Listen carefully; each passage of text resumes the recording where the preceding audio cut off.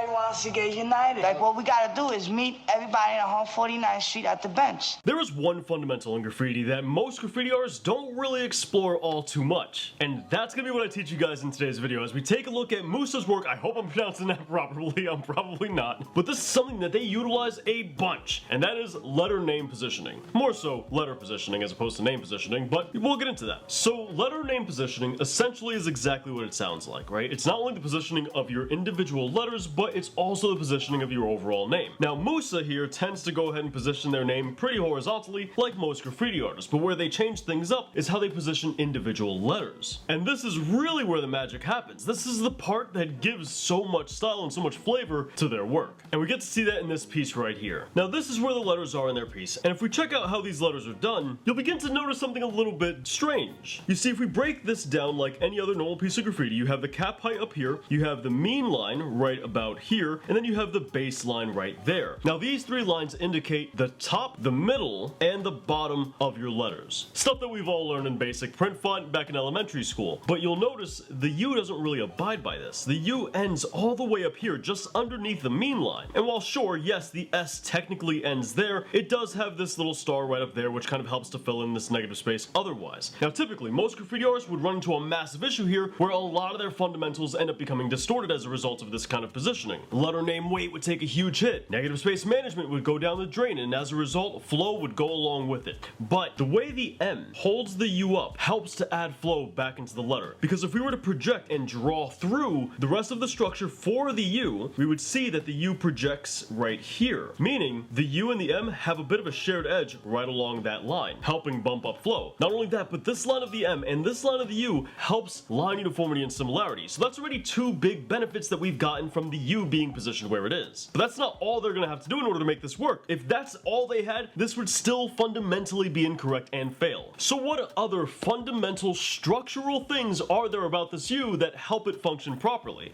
Well, let's start by ignoring this right here, because this is not a fundamental thing. This is more of a stylistic flair that they used in order to go ahead and make the M flow into the U. But that's not a fundamental part of the letter structure. You know what is though? This right here. This portion of the U shoots down and flows directly into the S. Look at that. Look at all that momentum buildup right there. That right there is incredible. Not only does it flow with the letter structure of the S and as a result add flow to the overall U, this portion also helps to fill in the negative space that would have caused the U some problems. And it helps to add some of that weight back. Not to mention the fact that this line of the M and this line of the U goes ahead and flows once again. Now admittedly, this is an extremely advanced way to go about flow, because really what's happening here is they're distorting letter positioning to facilitate high amounts of flow in a very unorthodox way. But this goes one layer deeper. They're compounding their flow all through this letter. This section right here is helping to link a much larger network of flow. This area of the U takes all this flow and shoots it directly into this direction, which they go ahead and once again help facilitate that flow, help it redirect into these areas. All of that flow was only possible if the U was positioned this high up. If the bottom of this U were to instead come all the way down to the baseline, then this part wouldn't have lined up properly, and as a result, none of that flow would have been able to go and carry throughout. So for you more advanced graffiti artists, definitely try that out. Try to mess with your letter positioning in order to see if you can facilitate higher amounts of flow. Do understand though, when you mess with letter positioning, you will run into fundamental issues. So you have to compensate for that. You gotta make up for it somehow. Now before we go any further in today's video, we have the books over on the shop, so if you guys want to pick up the books, I got them in the description down below. And not too long ago, we had them professionally edited as well. It's good stuff. We're working on making them a physical copy, so your guys' support on that really goes a long way to help. So how does Musa do it with this piece? How do they go ahead and compensate for the weird letter positioning and the fundamental flaws that it brings along with it? Once again, if you're more advanced, you'll be able to do this. If you're newer to graffiti, you're not really going to be capable of this just yet. But check out this piece right here. You have the M, U, S, and the A. We can immediately see once we point out the letters that the A is positioned much differently than all of the other letters. This kind of positioning is not going to really allow you to flow with line uniformity and similarity, at least not easily. And this can be extremely problematic for a letter. That's one of the fundamental flaws that you're probably going to run into. Doing something like this is also going to cause some serious negative space management issues. And inevitably, that pretty much means that you're probably going to have some letter name weight issues. So once again, how do we combat this? To start off, let's worry about letter name weight first, and let's figure that issue out. So the A takes all this weight and shoots it on over to the right hand side, immediately meaning we have to compensate for that over here on the left hand side. Luckily enough, we are saved by having an M on the left hand side. The M is a massive letter that has a bunch of weight associated with it. And we're also dealing with a 4-letter name, meaning that the name is split up into 2 halves. You have the left side, the MU, and then the right side, the SA. Since we know that we have a heavy M, and the U could have the potential to have a lot of weight, immediately my first thought, and it seems like their first thought as well, is to bulk that M up. Make sure that M takes up an immense amount of space. So make the letter nice and wide, but also add a bunch of extensions onto the side of it as well in order to help bolster the weight as well. Because remember, visual weight is not just about the size of something, it's about the value, the saturation, the edges of something, but in this case, the details of something. And we see a lot of that here. Look at how they have all of these different extensions going throughout the entire letter. There is a bunch of different details here that they've decided to add, with exterior details as well. Now, because we've taken the M and we really invested a lot of weight into that, we have to take the U and make it smaller, and that's exactly what happens here. The U is very non-intrusive. The letter structure is still proper. We haven't sacrificed letter structure. It's pretty simplistic. That's to not draw too much attention. Notice how much less the U has as far as detail is concerned compared to the previous letter, the letter M. From here, you have a respectably sized S. No big deal there. Some extensions in order to fill negative space management, and then we move on over to the A, which causes the next issue, the negative space management, which the S promptly solves by throwing a bunch of extensions on over to the A. Now, this is kind of double-edged here, where these extensions are serving more than one purpose. Not only are they helping to fill that negative space, but they're also helping to tether the A back to the piece, because what you end up having, a large part of visual weight, ends up being about anticipation. Visual weight considers the angle of a line as having an influence on the weight. If a line is perfectly straight up, there's some anticipation, as the potential for it to fall over is, it's there. If a line is perfectly horizontal, this has less visual weight because it can't fall anywhere. There's no anticipation for this. But if a line is angled, this has the most visual weight because the potential for it to fall over is immense. And that's what we see with the A. The A is slanted like this line is, right? And therefore the A has a lot of anticipation. So since the potential is there for it to fall, the S can mitigate some of this weight, not all of it, but some of it, by tethering itself to the letter A, holding it in place, holding it upright so like that, this angled line can't fall. But what about the flow issue? Because that still is a problem. Now, whenever you do something with any of the fundamentals in such an extreme way like letter name positioning tends to be, you have a lot of work to do when it comes to compensating for the fundamental problems it brings along with it. They've done a great job with this so far. And when it comes to flow, they don't stop there. They really go all out in order to make sure that this A flows as much as possible. Not only using letter uniformity and similarity, which is a great way to make a letter that's positioned oddly, enable to flow. Things like serifs, for example, chips, and compressed extensions much like this, but also they managed to take this line of the S and make sure it flows with that line of the A, which naturally, very organically, flows with the horizontal box of the A as well. And of course, they have extensions like this that facilitate that flow as well, which carry the flow in all the way up to here as well. So that goes a long way in order to help the A flow with the other letters. Now, there are more points of flow, but I think we made our point with this piece, so we're gonna move on to the next one. And here we have potentially my favorite piece that they've done. I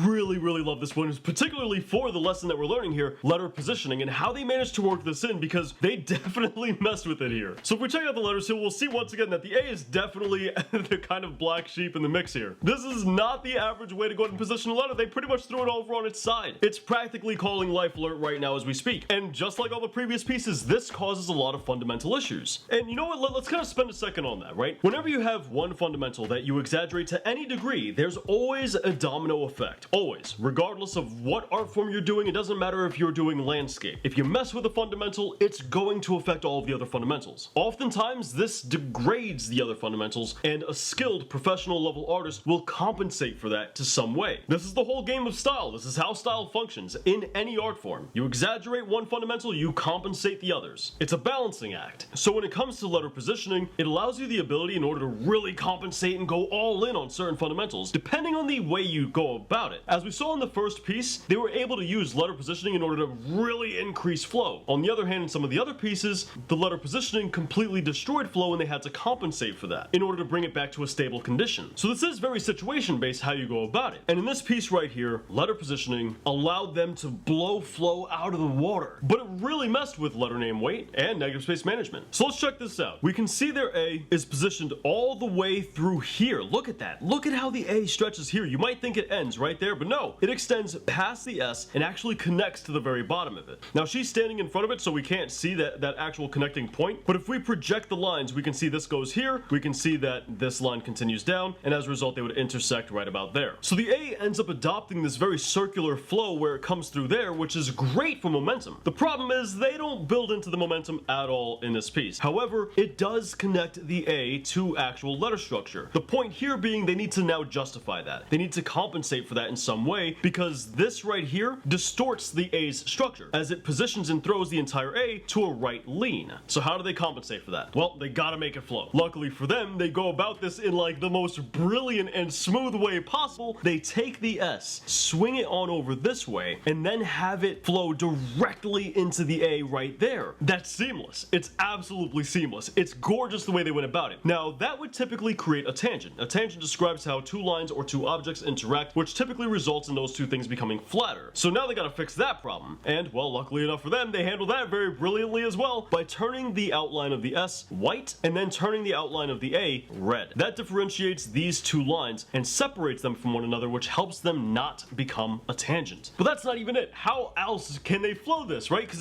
that's not enough. They still have to flow it a lot more, otherwise it's not compensated for. This whole thing would be completely illegitimized unless they make that flow a lot more. So they have this line of the S, which flows with this line of the A, which flows with this line of the A. And then this goes on to flow with this right here, as it's not too dissimilar. But that's still not enough. They still gotta go further. They have to make this flow mean something. That's gotta mean more. That's gotta do something more. So they take this horizontal line and they say, you know what? Well, we need letter name weight anyway because this side of the name doesn't weigh enough. So let's go ahead and swing that line all the way down. Not only does that build weight, but that takes the flow that originates here and it really makes it mean something by dragging it down further. And then, of course, because they're an absolute brilliant graffiti artist, they make that even mean more by making this flow with this and this as well, which then all of that doubles back around to flow with that right here. And it looks like if we were to project this, it looks like it would come in horizontally right there. Now, this is speculation because she's standing in the way of it. I can't see if there is a horizontal line here, but if there is, I think it's pretty safe to assume it, then this would also flow with that as well, which then comes back through the entire piece to flow with all of these other lines. Do you see how brilliant that is? Do you see how seamless that was? Absolutely incredible. I